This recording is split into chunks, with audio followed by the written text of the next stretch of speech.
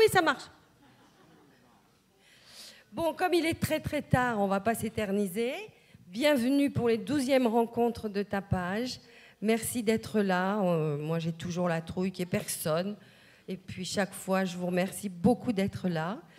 Je vais faire la litanie des remerciements parce que ça se fait. Donc, je remercie Gilles d'abord pour... peut-être, on le remerciera à la fin parce qu'on ne sait pas si c'est si bien que ça, mais pour la programmation de ces rencontres.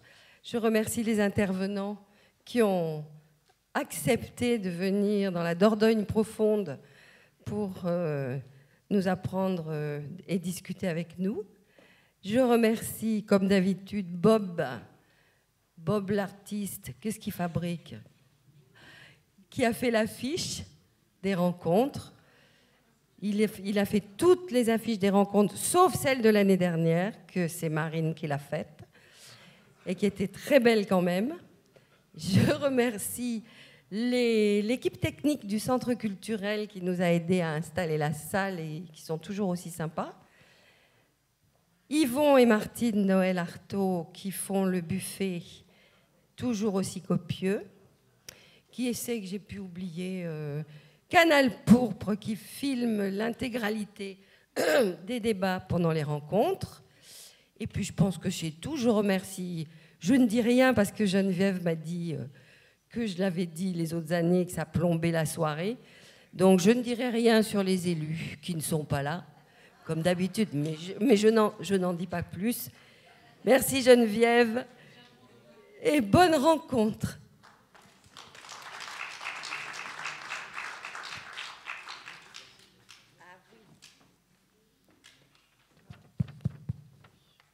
Bien, je vais juste vous ennuyer encore 2 minutes. Merci à notre chère présidente que je connais un petit peu. Merci d'être là. Je voudrais juste rappeler l'esprit de ces rencontres ou dispositifs qu'on imagine. Donc, on essaye depuis 10 ans, un peu plus de 10 ans maintenant, de comprendre ce qui se passe et ce qui nous arrive. Et c'est plus facile à dire, évidemment, qu'à faire. On avait au début pensé à identité et différence, pour identités et différence au pluriel, pour signifier quelque chose comme le cadre de ces rencontres, mais c'est peut-être un peu compliqué. Donc je vous rappelle quand même l'essentiel, c'est que nous avons fait 2 choix.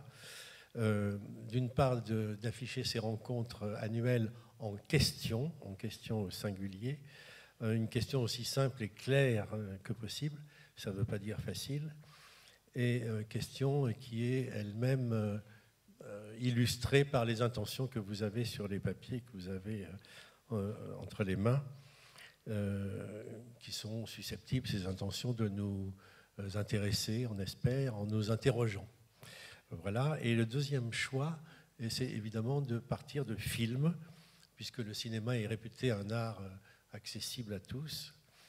J'en suis pas très sûr, mais enfin, en tout cas, il est destiné à tous, censé. Et nous avons fait le choix, à la suite de ces films, de susciter non pas des conférences, mais des interventions partagées, des échanges, des conversations entre invités et public. Et c'est pourquoi des micros se baladeront dans la salle. Alors, cette expérience passée, pour nous, 10 ans, ça fait pas mal. Et évidemment, elle est difficile à résumer.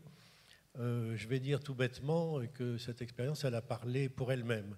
C'est-à-dire qu'elle nous a au moins donné le désir et la force de continuer pendant ces 10 ans, ce qui n'est déjà pas mal, 12, oui.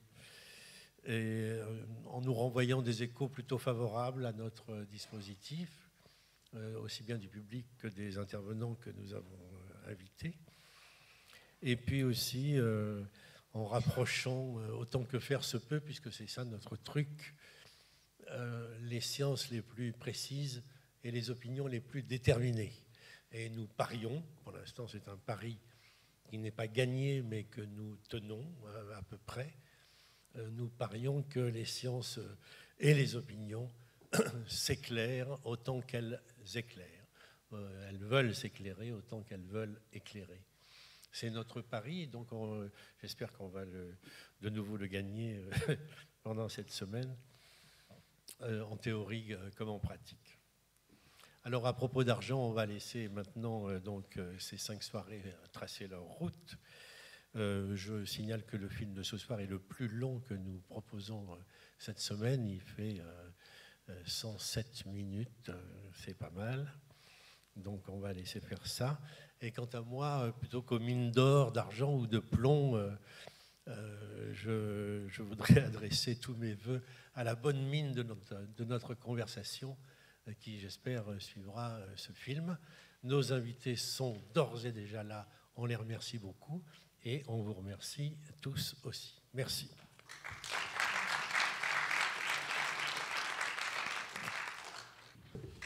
Ouf. Bon, c'était un film un peu long, mais au fond, on pense tous ça depuis toujours. Alors, on va demander à nos chers invités de se débrouiller avec ce film vachement rigolo, quand même. Quand vous voulez. Je leur laisse le soin de se présenter si c'est nécessaire et tout ça. Si vous voulez vous présenter. Nous présenter, d'accord. Bon, je vais commencer. Donc, Guillaume Passureau, je suis professeur de sciences économiques et sociales au lycée Montesquieu à Bordeaux et j'ai réalisé une thèse sur le crédit municipal et le mont-de-piété. Et en fait, j'ai étudié les premières formes de crédit et de lutte contre l'usure par les moines franciscains et ensuite, plus tard, par donc le mont-de-piété et le crédit municipal qui avait pour objectif de protéger, dans une première partie, de protéger les populations les plus pauvres contre l'usurier et surtout les populations ont utilisé le crédit municipal pour se protéger contre les risques sociaux et quand la protection sociale est apparue, le crédit municipal a disparu. Est-ce que je rebondis un peu sur de quelques éléments sur le film qu'on peut retirer? Il me semble que l'idée principale et qui est assez bien présentée dans ce film, c'est la logique de marchandisation qui est en lien véritablement avec le capitalisme. Et donc ce processus de marchandisation, qui est l'extension majeure de la sphère marchande à l'ensemble de nos sociétés, a entraîné une forme d'extension des marchés et donc le développement d'un échange marchand et d'une certaine accumulation qui, avec le développement du néolibéralisme et de la finance internationale depuis les années 80, a entraîné une puissante inégalité, une forme d'inégalité à la fois entre les pays, mais aussi entre les travailleurs. Et on voit ici le côté fonction ou instrument économique de la monnaie. On le voit vraiment très bien avec son corollaire du développement de la finance. Et il y a un élément qui est vu un peu à la marge, mais qui est vraiment important, sont les deux autres fonctions de la monnaie, qui ne sont pas cette fonction économique, ce sont les fonctions politiques et sociales de la monnaie. Et on le voit indirectement avec cette appropriation privée des ressources.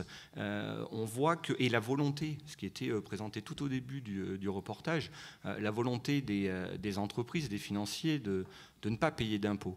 Alors que l'impôt est véritablement l'outil qui permet de transférer les dettes sociales, d'annuler les dettes sociales. Et l'impôt a cette utilité, c'est qu'elle permet de structurer véritablement des sociétés. Et donc, on voit que ce processus de marchandisation et la finance internationale a véritablement pour objectif d'approprier l'ensemble des ressources économiques et naturelles, et surtout de sortir de cette logique sociale de partage en fait de l'ensemble de nos richesses et d'essayer d'accaparer ces profits-là. Et l'homme politique allemand, je vais terminer là-dessus pour vraiment vous laisser la parole, a une intervention, à mon sens, extrêmement intéressante et qui réactualise la pensée de Karl Polanyi, qui estimait que ce processus de marchandisation, donc le passage d'une économie de marché à une société de marché, était la cause du développement des sociétés totalitaires et autoritaires. Et il me semble que cette volonté d'appropriation privée de l'ensemble des moyens de production, des richesses et de la valeur, fait que se développent des inégalités, se crée une espèce de caste qui est là pour capter le produit du travail humain et tendre vers la multiplication de la pauvreté, l'inégalité et donc la fragilisation de nos sociétés modernes. Donc, moi, j'ai comme nom de plume Léon de Matisse. Je ne suis pas ici pour mes diplômes universitaires ou ce que je fais à l'université, mais plutôt en tant qu'auteur. J'ai écrit un livre qui s'appelle Crise, qui est sorti en 2012 après la crise de 2008-2009 pour essayer d'expliquer ce que c'est que l'argent. Et j'ai écrit aussi un certain nombre de textes, par exemple sur le Bitcoin plus récemment, dans une série web qui se retrouve, donc des textes qui se retrouvent sur le net. Et il s'agit plus pour moi d'un travail de critique que d'un travail de connaissance, entre guillemets, même si, évidemment, il faut connaître pour pouvoir critiquer. Alors, par rapport au film, tout d'abord, j'ai eu l'impression que c'était un film qui nous parlait, et à juste titre d'ailleurs, beaucoup plus de capitalisme en général et de finance en général que de monnaie. Donc à juste titre, puisque de toute façon on ne peut pas parler d'argent, bien entendu, à l'heure actuelle, sans parler du mode de production capitaliste. C'est l'essentiel de ce qui permet de comprendre comment fonctionne la monnaie à l'heure actuelle, même si la monnaie existe depuis plus longtemps que le capitalisme. Elle a quand même profondément changé, évidemment, depuis ces 200 dernières années et ces 50 dernières années. Et ce film, il nous présente, comme ça a été dit à juste titre, différents aspects de ce capitalisme assez récent, des choses pas toujours très sympathiques, et le fait aussi que bien souvent, donc, et ça c'est quelque chose qui s'est souvent retrouvé, on a une socialisation des pertes et une privatisation des profits. Mais, et donc il insiste beaucoup sur ces aspects, donc encore une fois très récents du capitalisme, de néolibéralisme, de globalisation, mondialisation, financiarisation. Mais alors avec toujours ce danger quand même, malheureusement, qui est de se focaliser sur ces aspects-là et de finalement arriver à les considérer un petit peu comme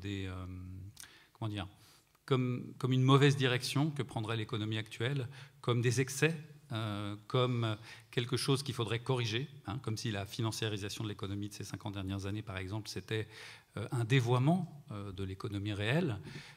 C'est d'ailleurs à un moment donné ce que disent certains des intervenants qui sont des patrons en fait. À un moment, il y a un patron qui dit oui, là, la finance a trop de puissance. Il y a un producteur de coton en Afrique qui dit bon, finalement, les règles du jeu ne sont pas tout à fait justes. Ce qui laisserait entendre qu'elles pourraient l'être. Et alors ça, je crois que c'est un peu une chimère. Ce que j'essaye d'expliquer justement moi dans le livre, c'est que la financiarisation des 50 dernières années était une nécessité pour le capital. C'est-à-dire qu'au fond, dans la manière dont se développait le capitalisme avec ces crises qui ne sont pas seulement des crises économiques, qui ont une forme de crise économique, mais qui sont aussi des crises sociales, donc avec les crises que traversait le capital, la crise que traversait le capital dans les années 70, il fallait y répondre, et que la financiarisation de l'économie, c'est une réponse à ce problème, que l'évolution de la monnaie elle-même, si on parle plus précisément de monnaie, en particulier effectivement la suspension de la convertibilité, enfin, quand Nixon admet que le dollar n'est plus convertible en or, et donc ce qu'est maintenant la monnaie depuis ces 50 dernières années, et la manière dont finalement elle est intégrée totalement au cycle du capital. Ça, c'est vrai qu'il n'y a plus de différence au fond. Enfin, il n'y a qu'une différence de degré entre un investissement financier et la monnaie elle-même. Tout ça, c'est quelque chose qui fonctionne avec le capitalisme lui-même.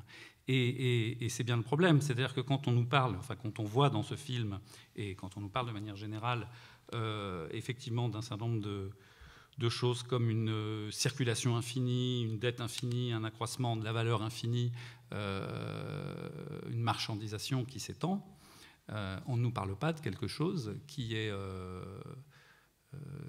un excès de ce système. On parle de son cœur, de ce qui fait même ce système-là. C'est-à-dire qu'il n'y a pas vraiment de possibilité, il peut y avoir des souhaits, mais il n'y a pas vraiment de possibilité d'amender ce genre de choses. C'est pourquoi, lorsqu'on parle d'où vient l'argent, où va l'argent, d'où vient l'argent, on pourrait revenir sur son histoire, mais c'est peut-être pas ce qu'on va faire ce soir. Mais lorsqu'on se pose la question de où va l'argent, moi personnellement, ma position, c'est qu'il n'y a pas de réforme de l'argent possible en tant que tel. L'argent, en tant que tel, c'est un reflet du rapport social. Le rapport social, c'est le rapport social capitaliste.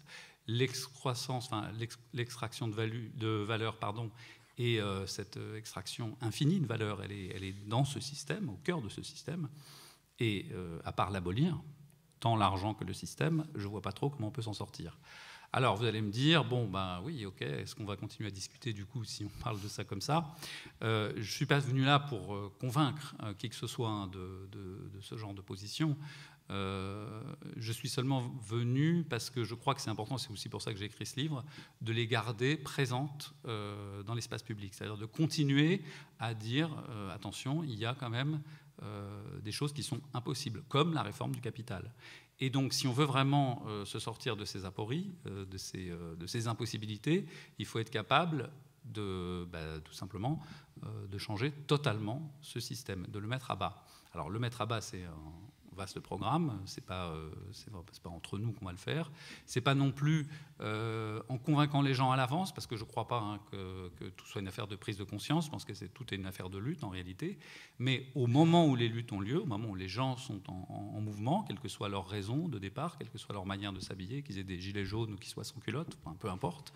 Mais en tout cas, ce qui compte, c'est que l'horizon qui est devant soi ne soit pas un horizon bouché par le fait qu'on pense que seul le capitalisme, seul l'argent sont les systèmes possibles. Au fond, il y a un moment donné ou un autre, il faut qu'existe dans le débat public cette possibilité-là. Il faut qu'elle reste présente d'une certaine manière, qu'elle reste ouverte. Voilà. Alors après, sur les aspects plus précis de ce que c'est que l'argent à l'heure actuelle, pourquoi est-ce que c'est de la dette sur la dette, etc., on pourrait éventuellement discuter, pourquoi pas, de ça, mais pour montrer aussi toutes les limites des tentatives qui sont faites parfois de réforme de système. D'accord, merci beaucoup. Il y a 2 micros qui se baladent dans la salle. On attend vos mains levées. Moi, juste, il y a une main levée là-bas. Je peux poser ma question d'abord? Mais bien sûr. Faites donc. Pardon? Faites donc. Merci. Non, mais c'est simplement parce que l'un et l'autre, Guillaume a parlé de logique de marchandisation et Léon a parlé de nécessité. Qu'il ne s'agisse pas d'un excès du capital, mais que ce qu'on a vu dans le film, c'était en fait une nécessité. Alors, logique et nécessité font penser à une sorte de destin ou d'inévitable nature. Et j'aimerais juste qu'on éclaire ça, c'est-à-dire, moi j'ai vu dans le film de l'illogisme et de l'absurdité, je veux dire, dans les inégalités, donc j'ai vu quelque chose de pas du tout rationnel. Or, il me semble que l'un et l'autre, vous tentez de défendre une certaine raison de l'affaire. Donc voilà, j'aimerais éclairer ça. Mais vous pouvez noter les questions et puis après y répondre au fur et à mesure. Donc je te laisse la parole, excuse-moi. Non, je t'en prie. Non, je voulais juste savoir de quelle année était ce film. C'était après la crise financière, manifestement. 2008. D'accord. Après 2008. Voilà. Parce que j'ai quand même l'impression que ce qui montre par rapport à Jersey, la Suisse et tout ça, les choses ont changé depuis.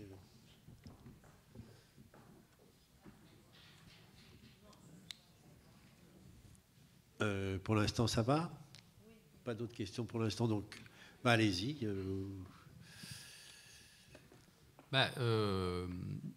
La rationalité, c'est souvent quelque chose de relatif. Et oui, le système capitaliste est un système rationnel pour ceux qui dominent. C'est un système de domination. Donc c'est un système où effectivement il y a une logique. Et la logique, elle est au profit de ceux qui sont produits comme dominants par ce rapport social. Donc il a sa forme de rationalité et sa forme d'irrationalité aussi, puisque on le sait, non seulement effectivement il repose sur des inégalités fortes, et en plus qui depuis les années 70 effectivement ont encore tendance à se réaccroître dans certains pays du monde, mais en plus on le sait aussi, il dilapide des ressources qui ne sont pas infinies. Et il met en danger, à terme, la survie de l'humanité par la dilapidation de ses ressources. Donc, de ce point de vue-là, c'est totalement absurde. Mais une logique à court terme, qui est une logique de domination, ça, par contre, ça fonctionne. De même qu'on peut, et là, on serait plus dans des textes de Marx, essayer de comprendre quel est le fonctionnement logique de la valeur. Le fait que pour que les marchandises circulent, il faut qu'elles aient une raison de circuler. Et la raison de circuler, c'est qu'il y a de la valeur qui s'accroît dans le système. Et donc, c'est par conséquent toujours par la croissance que le fonctionnement même du capital peut se faire. Ça aussi, c'est une forme de logique. Tu peux revenir sur la logique de marchandisation particulièrement, Guillaume, s'il te plaît. La logique, oui. En fait, ce que je voulais dire, c'est que et j'adhère totalement à ce que tu viens de dire. Il y a eu une certaine parenthèse. Karl Polanyi parlait de grande transformation dans les 30 Glorieuses, où il y a eu une volonté de réappropriation collective de notre organisation sociale, avec la nationalisation du système bancaire notamment, ou en partie, avec la nationalisation de secteurs stratégiques, avec la réappropriation véritablement collective de l'ensemble d'éléments qui constituaient nos sociétés. Et cette parenthèse-là s'est cassée dans les années 70, il faut comprendre cette crise des années 70 comme une crise des profits capitalistes. Et donc l'objectif, en ouvrant au maximum les marchés à l'ensemble de la planète, on permettait au système capitaliste, aux entreprises, de dégager suffisamment de profit, ou un peu plus de profit. Et il a fallu, après la deuxième phase, c'était de libéraliser, c'est ce qui est dit dans le documentaire, donc de libéraliser et privatiser plutôt des secteurs qui avaient été réappropriés en vue en fait, lorsqu'on avait renationalisé ces secteurs-là, c'était dans une optique d'intérêt général. La logique du capitalisme à travers l'accumulation, c'est véritablement d'essayer d'extraire la valeur, d'extraire le plus de profit possible en vue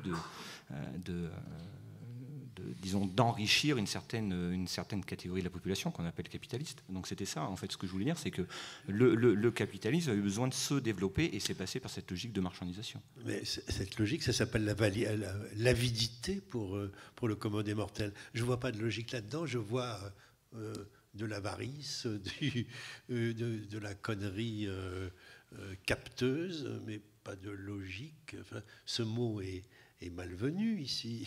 Il faut parler d'avidité et de péché, peut-être, capital, c'est possible. Mais bon. Oui, mais on vit quand même dans le système capitaliste. C'est en ça que j'utilise le terme de logique ou de processus.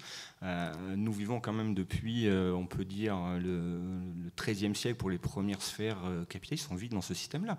Donc il faut le comprendre comme cette volonté, par une minorité ou les détenteurs du capital, de développer ou de s'approprier l'ensemble du bien commun en vue de réaliser, de le vendre, et de passer non plus par un système non marchand, mais par ce système marchand qui a une logique d'accumulation. Et pourquoi logique et non avidité ? Parce qu'en réalité, à partir du moment où en fait, la circulation elle-même infinie des marchandises, elle ne fonctionne que si elle s'accroît, s'il y a un accroissement à un moment donné dans ce système-là de la valeur qui circule. Sinon, il n'y a pas de raison pour que la valeur circule. Et donc, l'avidité, c'est pas parce qu'il y a des gens avides au sommet de ce système que ce système fonctionne, c'est parce que ce système fonctionne comme ça que ce sont des gens avides qui sont au sommet. Donc la chose est inversée en quelque sorte. C'est pas la morale qui domine le monde, c'est le monde qui domine la morale, qui domine l'éthique des gens qui sont au système. Si quelqu'un n'est pas du tout avare, ben ouais, c'est pas grave, il ne sera pas capitaliste, il fera autre chose. Enfin, il sera pas au sommet du système, c'est tout. C'est pour ça qu'on ne peut pas changer, c'est pour ça que ça ne sert à rien de changer les élites, parce que quand le système fonctionne comme ça, l'élite correspond à ce à quoi elle correspond à ce qu'elle doit être. N'hésitez pas à intervenir, hein, je ne veux pas faire un dialogue. Alors moi j'ai une petite question, mais technique. C'est Christine. À propos de ces gens avides, il y a un truc que j'ai absolument pas compris, c'est ce qui se passe au sud de l'Espagne. C'est-à-dire, je ne vois pas très bien où est le profit, puisque ce que je vois, c'est que on dépense beaucoup d'argent, enfin pas tellement puisqu'on paye pas les ouvriers, mais on construit des trucs immondes et gigantesques qui sont vides. Alors, si les gens n'achètent pas ou n'habitent pas, je ne comprends pas comment ça fonctionne. Voilà, je ne sais pas. J'aimerais bien qu'on m'explique. On n'a pas un investisseur financier dans la salle, il nous expliquerait ça. Ça ne marche pas toujours. Hein. Quelque chose qui fonctionne sur la concurrence, ça fonctionne aussi sur le fait qu'il y a des gens qui, des fois, fassent des choses qui s'effondrent, et puis il y en a d'autres qui arrivent et qui tirent leur épingle du jeu. D'ailleurs, le capitalisme est un système. Il y a c'est ce que je pense, des classes sociales. Donc il y a une classe capitaliste, mais elle est hégémonique, mais elle n'est pas unique, elle est au contraire très divisée. Et il y a des gens au sein de cette classe qui sont en concurrence avec d'autres gens dans la même classe et qui, effectivement, des fois réussissent et des fois réussissent pas. La spéculation, ça ruine des spéculateurs. Hein. Et parfois, on fait des investissements qui n'ont aucun sens parce que, parce que on pense qu'ils en auront, ils n'en ont pas. Oui. Bon, moi, je voudrais revenir sur ce que vous avez dit à propos du capitalisme, qui, en fait, si j'ai bien compris, en quelque sorte, ne veut pas renier son identité, donc il ne faut pas s'étonner que les choses ne changent pas systématiquement. Il y a quand même quelque chose qui me surprend un petit peu, c'est que quand on regarde l'évolution de ce capitalisme, on s'aperçoit que, historiquement parlant, il arrivait quand même à se réformer ou à limiter ses ambitions, c'est-à-dire à avoir, comment dirais-je, minimum de comportement social. Moi, ce qui me frappe particulièrement, et j'aimerais savoir ce que vous en pensez, c'est l'explosion du néolibéralisme. En fait, elle date surtout de la chute du mur. Enfin, ça a commencé en 1973, et il me semble, je me trompe peut-être, mais à partir du moment où on n'a plus perçu de menaces marxistes, enfin, entre guillemets, je vais vite, et bien finalement... Soviétique, tu veux dire? Non, mais je dis marxiste au niveau idéologique, soviétique, oui, bon, bien entendu, là, on peut discuter longtemps. Je veux dire, j'ai l'impression que ça a accéléré le processus justement de l'évolution du néolibéralisme. Ben voilà, je ne sais pas ce que vous en pensez. Alors, et pendant que vous réfléchissez, je vais juste ajouter un codicile à ma question précédente. C'est d'accord, c'est pas la morale qui domine le monde, c'est le monde qui domine la morale. Ce avec quoi je suis pas du tout d'accord. Enfin, bon, mais tout de même, il y a eu des sociétés qui marchaient pas trop mal, non capitalistes.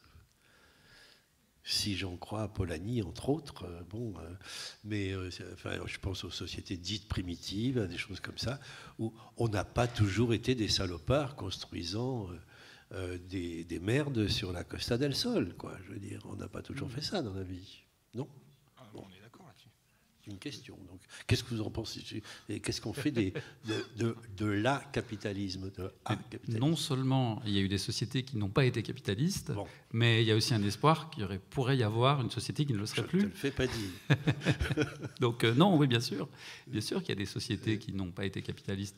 Et d'ailleurs, là-dessus, c'est une réflexion un peu complexe parce que tout à l'heure, tu parlais du XIIIe siècle comme point de départ finalement du capitalisme.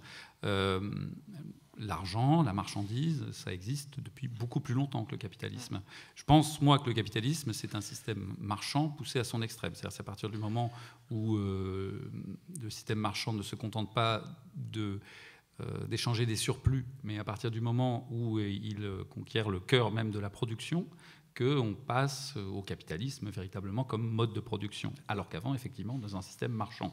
Et qu'il y a eu des sociétés qui étaient en partie marchandes et en partie non marchandes, et des sociétés qui étaient même très peu marchandes, on est bien d'accord, tout ça a existé, et tout ça pourrait réexister. Et quand je dis que c'est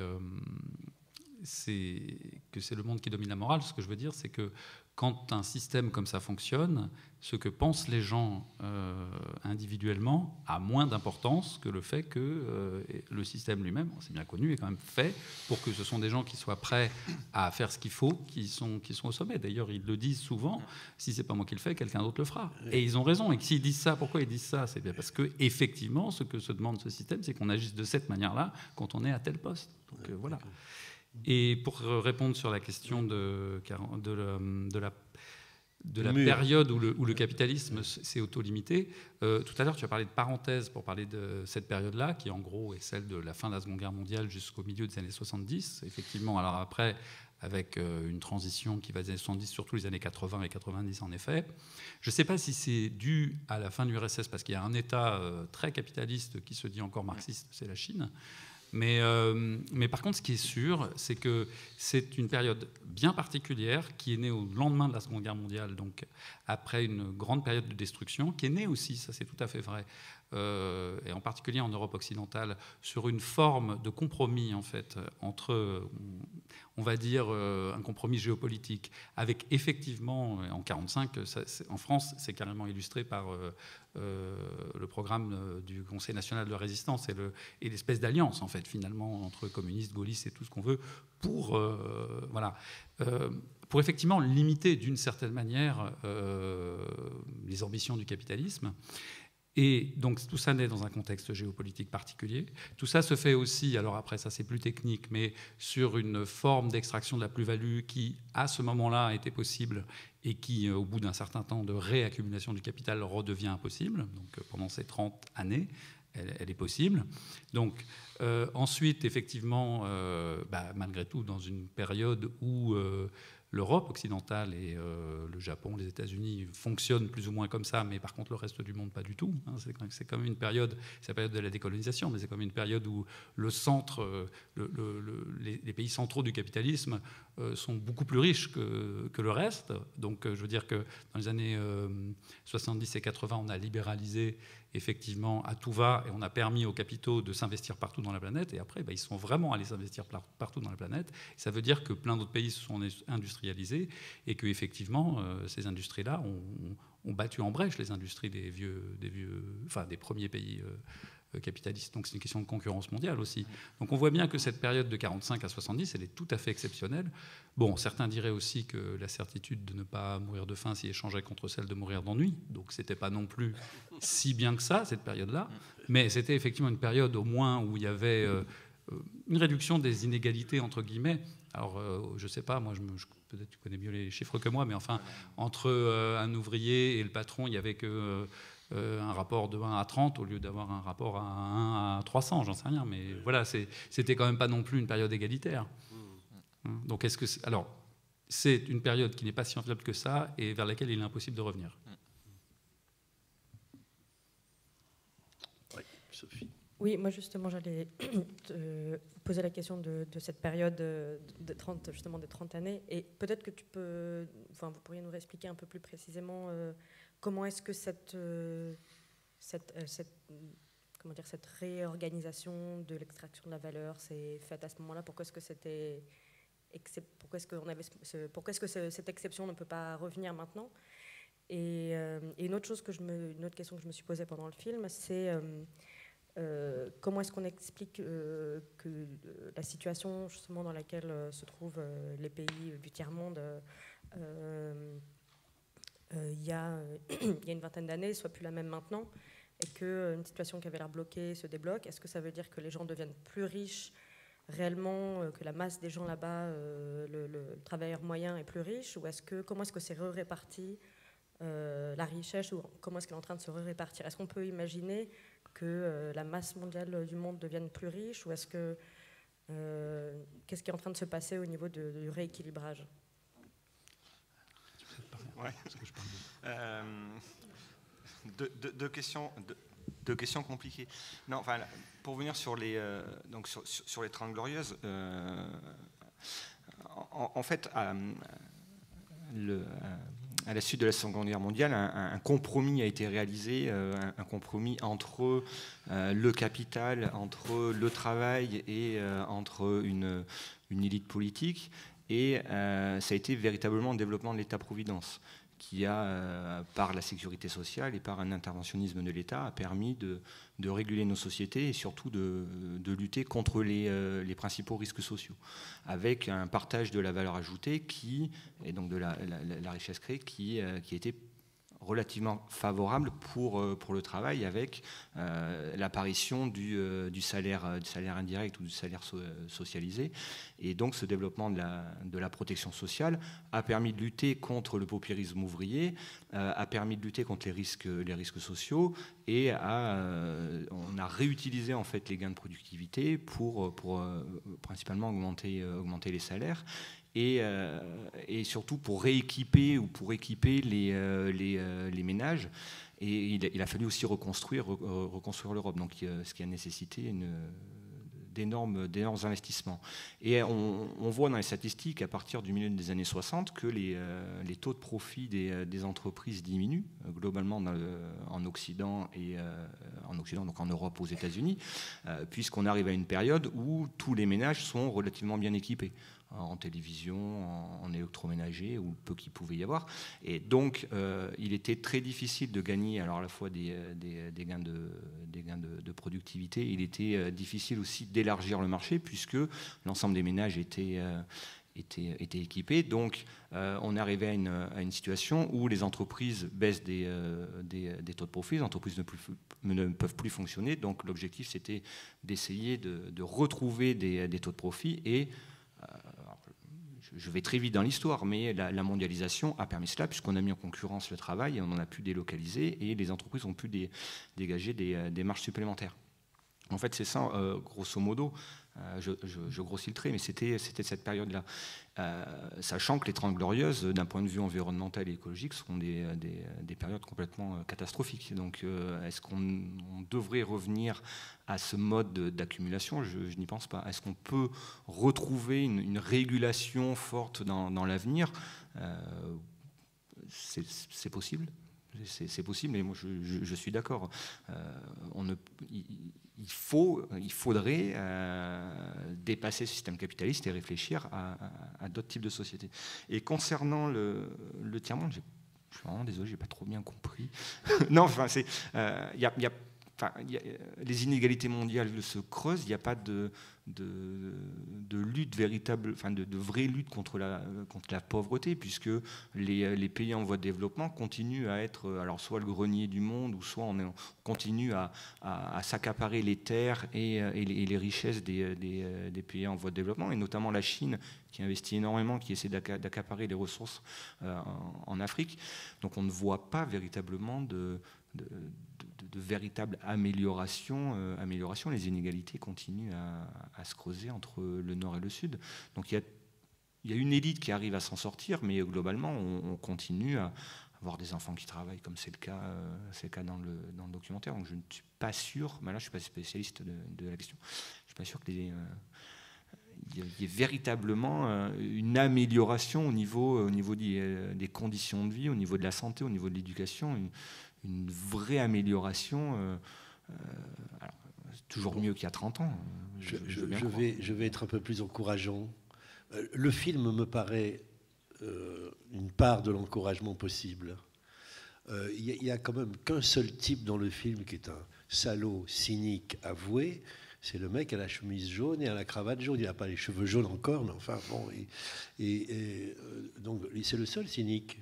Même les autres qui gagnent du fric disent « je sais, on fait des conneries ». Quoi. Enfin, ils avouent presque.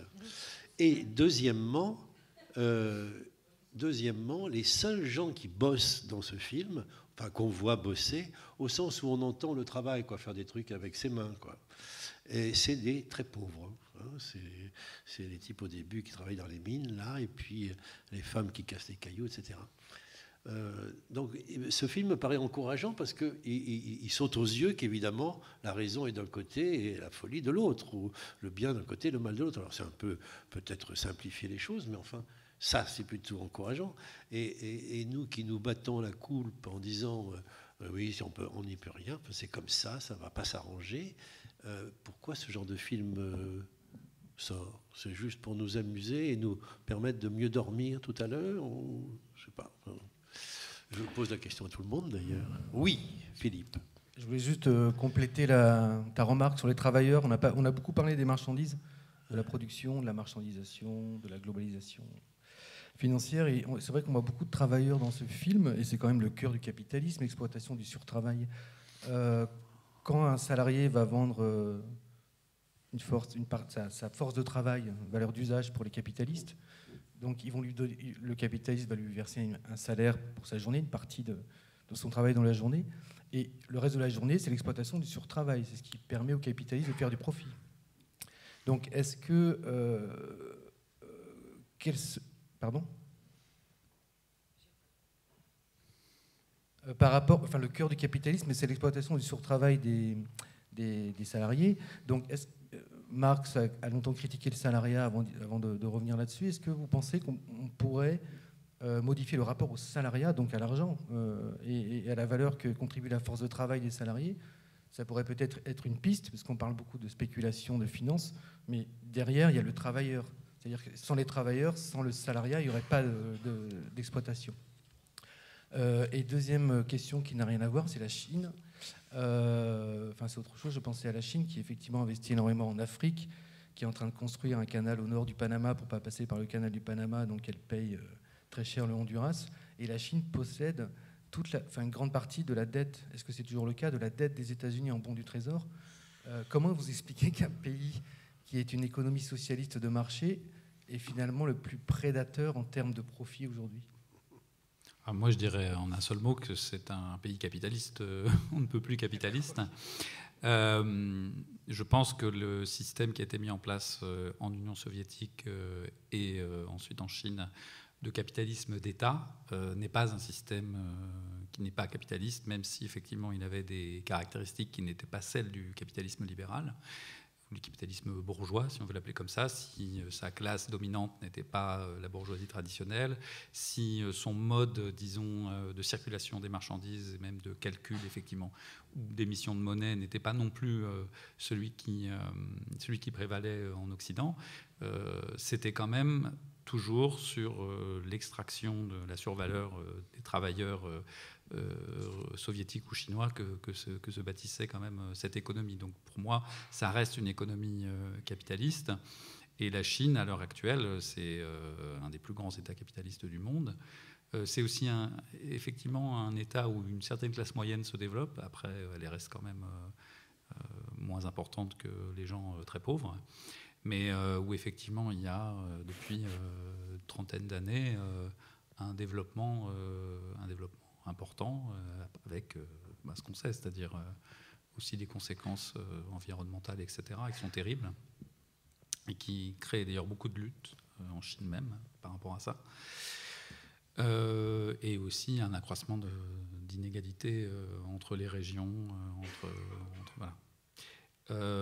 Alors, donc, je réponds simplement là-dessus, mais pour moi, véritablement, effectivement, Chine et Union soviétique n'étaient pas des États socialistes ou n'étaient pas des États non capitalistes. Et la Chine n'est pas un État non capitaliste. Et elle possède effectivement de la dette américaine. Et c'est ce qui rend le système financier et monétaire mondial actuel toujours aussi fragile. Depuis 2009, 2008-2009, on n'est pas vraiment sorti en fait de la fragilité de ce système. On le sait, et parce que justement, parce que les dettes des États ont cru énormément, et que c'est sur ces dettes d'État que repose la valeur de la monnaie in fine, et que s'il fallait à nouveau augmenter ces dettes-là, parce qu'il y aurait à nouveau une crise, on ne sait pas trop jusqu'où on pourrait aller, quoi. Voilà. Oui, c'est la Chine qui a les plus importantes réserves d'or. C'est vrai, mais l'or, à l'heure actuelle, c'est pas ça qui garantit la monnaie.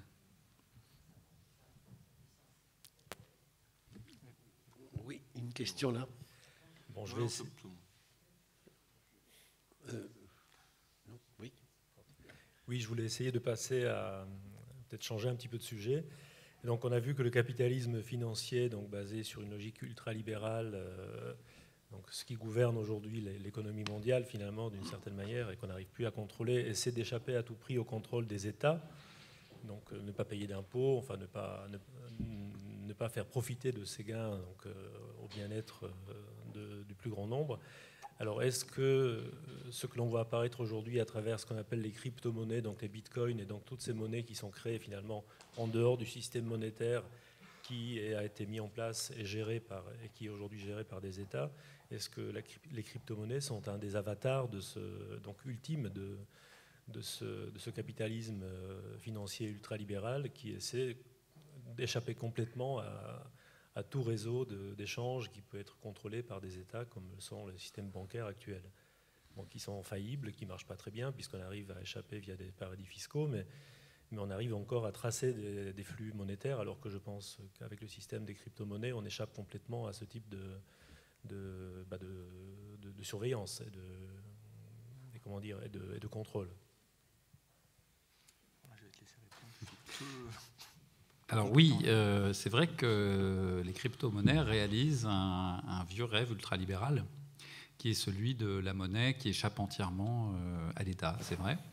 Alors je crois que Hayek avait développé dans les années 70 une théorie comme ça de monnaie non étatique, et donc qui était purement théorique, hein, mais qu'il avait déjà il avait écrit un texte qui s'appelait la dénationalisation de la monnaie, Denationalization of Money.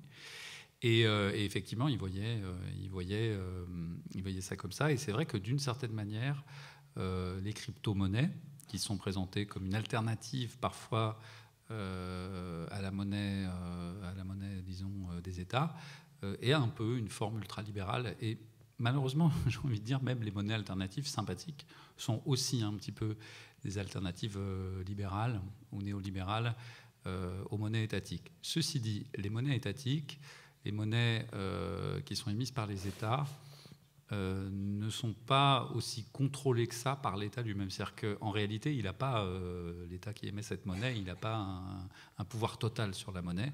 Et la monnaie est déjà quelque chose qui, en partie, lui échappe. Alors, quand on est l'État américain et quand on domine, comme le font encore les États-Unis, peut-être pas encore pour un certain temps, jusqu'à ce que la Chine vienne les concurrencer réellement. Donc, quand on domine l'économie mondiale, comme le font les États-Unis, on a un énorme avantage à avoir sa monnaie, effectivement, qui sert, comme c'était dit dans le film, à acheter du pétrole ou à faire des échanges internationaux. Donc ça, c'est sûr. Ou encore, quand sa monnaie sert ou a servi aussi longtemps de réserve à beaucoup de banques centrales d'autres pays. Donc il est certain que c'est un énorme avantage pour les États-Unis. Mais pour beaucoup de pays, en réalité, le contrôle de la monnaie, ce n'est pas quelque chose de si simple que ça. Et la monnaie est une contrainte pour ces États, plus que quelque chose qu'elles arrivent réellement que les États arrivent réellement à contrôler totalement.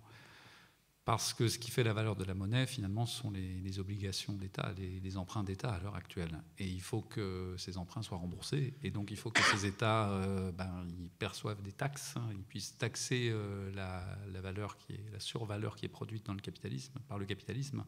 Et c'est seulement ça qui leur permet effectivement de donner une garantie à la monnaie que leur banque centrale émette. Et cette garantie, si leur économie n'est pas suffisamment vaillante, elle n'est pas suffisante pour que leur monnaie soit solide.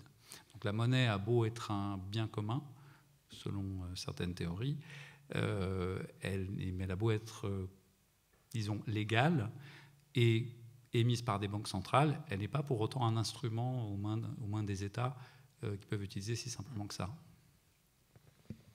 Et effectivement, parce qu'ils le veulent bien, parce qu'ils pourraient reprendre un peu de souveraineté fiscale sur la monnaie. Sûrement pas. Comment ça, monsieur Monsieur Terret va nous dire ça très bien demain. Sûrement pas, non, c'est une chimère. Non, c'est une chimère. Je veux dire, à moins d'imaginer que, je sais pas, qu'on se replie sur des économies continentales ou des économies nationales, mais à partir du moment où il y a des échanges qui sont mondiaux. Les échanges sont mondiaux parce que le capitalisme a besoin d'accumuler toujours plus de capital et de faire circuler toujours plus de marchandises et de créer toujours plus de survaleur. Donc pour cette raison, il faut que l'économie soit mondiale. Et pour que l'économie soit mondiale, il faut que ces monnaies, ces capitaux puissent s'échanger. Et pour que ces capitaux puissent s'échanger, ils ne peuvent pas être contrôlés par un État ou par des États qui ne seront jamais assez puissants. Oui. Les États, moi ce que je dis dans le livre, c'est que l'État qui garantit la monnaie agit en réalité comme un bandit. C'est-à-dire que ce qui fait que l'État peut garantir la monnaie, c'est qu'il peut ponctionner de la valeur. C'est tout simplement qu'il a la puissance de ponctionner cette valeur. C'est tout. Mais il ne peut pas aller au-delà. Tu me fais penser que la monnaie garde un fond révolutionnaire est un grand mot, mais un fond de rébellion. C'est sans doute pour ça qu'on aime bien les bandits qui vont cambrioler les banques et qui ramènent des tas de billets, tout ça, leur truc, dans les valises et tout ça. Et on trouve ça pas mal. Je me suis toujours demandé pourquoi, parce que moi, je ne ferai jamais ça. D'abord, je me ferai piquer tout de suite. Mais sans doute que c'est ça que tu viens de dire, c'est-à-dire au fond, les États ne contrôlent jamais vraiment la monnaie. Et pour eux, c'est un objet un peu ambivalent, c'est-à-dire à la fois il faut le posséder et en même temps on en a un peu peur, quoi. En fait, ce que je veux dire, c'est que les États ne contrôlent pas entièrement la monnaie, parce que la monnaie est le reflet assez direct du rapport social capitaliste. Exactement. Et de ses nécessités. Mais ce qu'ils font, par contre, effectivement, c'est qu'ils font tout ce qu'ils peuvent pour que ça fonctionne au profit des gens dont ils sont quand même les représentants, qui sont les gens qui dominent cette société. Donc, de même que je disais tout à l'heure qu'à mon avis, il fallait abolir l'argent, je pense qu'il faut aussi abolir l'État pendant qu'on y est. OK. Ouais.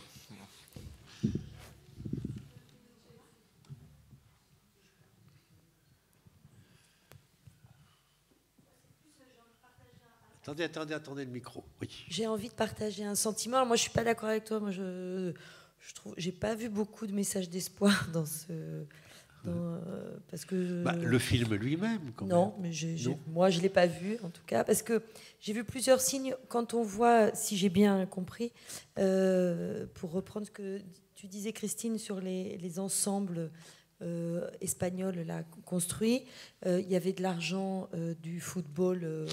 Espagnol, je ne sais plus quel club. Oui. Et pour autant, on voit les Africains qui travaillent et qui ont un sandwich à la mayonnaise et quelques grains de riz. Et le soir, ils regardent le match de foot. Et tu dis, c'est un système qui s'auto-alimente, en fait. Et les classes, les moyens pauvres en vie, vont travailler beaucoup pour être moins pauvres. Et les Chinois pauvres être les Chinois de la classe moyenne. Et je me dis, c'est vraiment le cynisme de tout ce système-là qui nous enferme et un peu comme des rongeurs dans des roues, en fait. Non, mais si ce cynisme nous est montré au cinéma,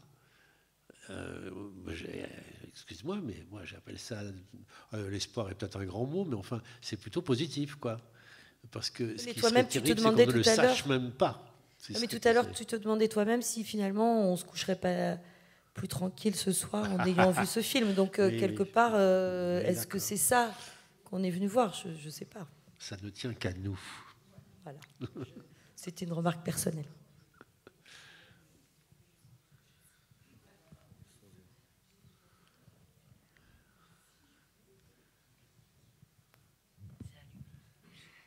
Oui. Je voudrais demander quelque chose. Qui décide que Guernesey et toutes ces petites îles tranquilles deviennent des coffres-forts ? Qui et comment ils le décident ?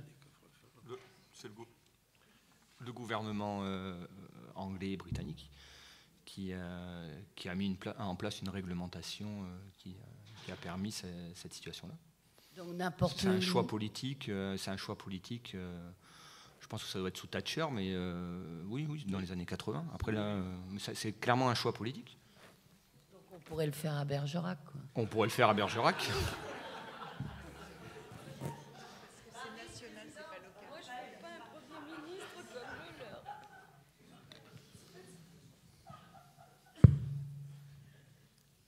J'aurais une question sur le fonctionnement de la Banque mondiale qui est née en 1944, je crois, au moment de Bretton Woods, avec le FMI. Est-ce que la Chine en fait partie aujourd'hui ? Je crois qu'elle fait partie de l'OMC, la Banque mondiale, je ne sais pas. Et les États-Unis ont toujours 15% des votes à la banque dans ces FMI, je crois. En tout cas, ils contrôlent. Dans le film, on a vu que la Banque mondiale est la banque des États-Unis. Donc, est-ce que vous pouvez nous expliquer un petit peu le fonctionnement du système de la Banque mondiale qui fait qu'en fait les États-Unis utilisent depuis 1944 cette institution pour développer le libéralisme? Question compliquée. L'objectif de la Banque mondiale avec le FMI à partir des années 80, à la suite du consensus de Washington, c'était effectivement d'imposer le système occidental et le système économique capitaliste. Et l'objectif de la Banque mondiale est de participer, alors avec tous les guillemets nécessaires, mais de participer au développement des pays en voie de développement à travers ce qu'on a appelé les politiques d'ajustement structurel. Donc c'était, à la suite de la crise de la dette des pays du Sud dans les années 80, l'objectif c'était de faire en sorte que les pays en voie de développement remboursent leurs dettes. Et comment ? Tout simplement en libéralisant et en privatisant l'ensemble des économies, en essayant de capter le surplus réalisé par ces pays-là. Donc, comment les États-Unis dominent la Banque mondiale? Alors, honnêtement, je ne sais pas comment fonctionne en tant que tel juridiquement la Banque mondiale, mais c'est un peu comme à l'ONU ou ailleurs, le pays dominant domine aussi l'organisation internationale. Mais on parle beaucoup des États-Unis à la Banque mondiale, mais il faut savoir que les Européens tirent aussi leur épingle du jeu et récupèrent aussi énormément d'argent sur la dette des pays en voie de développement. Il faut savoir que le club de Paris, qui est le club des créanciers des pays en voie de développement. Donc, il y a des banques américaines, mais aussi des banques européennes et françaises. Et à chaque fois qu'on a aidé, là aussi, guillemets, à chaque fois qu'on a offert des crédits aux pays en voie de développement pour officiellement se développer, l'argent est revenu par des circuits dans les pays développés, puisqu'on libéralisait donc les entreprises type Vinci ou autres, ou Suez s'occupaient des délégations de services publics, et l'argent venait. Et c'est exactement ce qui s'est passé en Grèce. En Grèce, on fait que d'entendre, on a entendu pendant un temps qu'on avait sauvé la Grèce. On n'a jamais sauvé la Grèce, on a sauvé les banques allemandes et les banques françaises, et on a sauvé les retraites par capitalisation des retraités allemands et de certains retraités français. Donc ça a été, il y a des intérêts politiques et économiques, et donc la Banque mondiale et le FMI a permis de continuer en fait la colonisation, mais de façon un peu plus comment dire, cachée ou légale.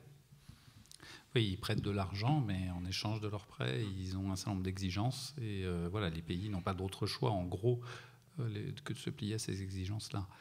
Par contre, quelqu'un a dit tout à l'heure, a demandé de quand datait le film, et c'est vrai qu'il a une dizaine d'années.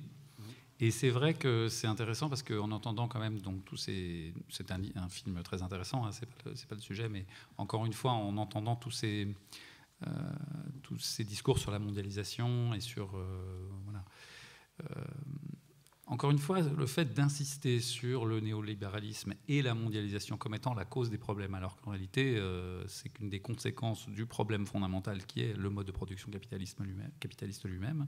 Donc en insistant sur ces choses-là, on a tendance parfois à détourner un peu l'attention de ce qui est l'essentiel.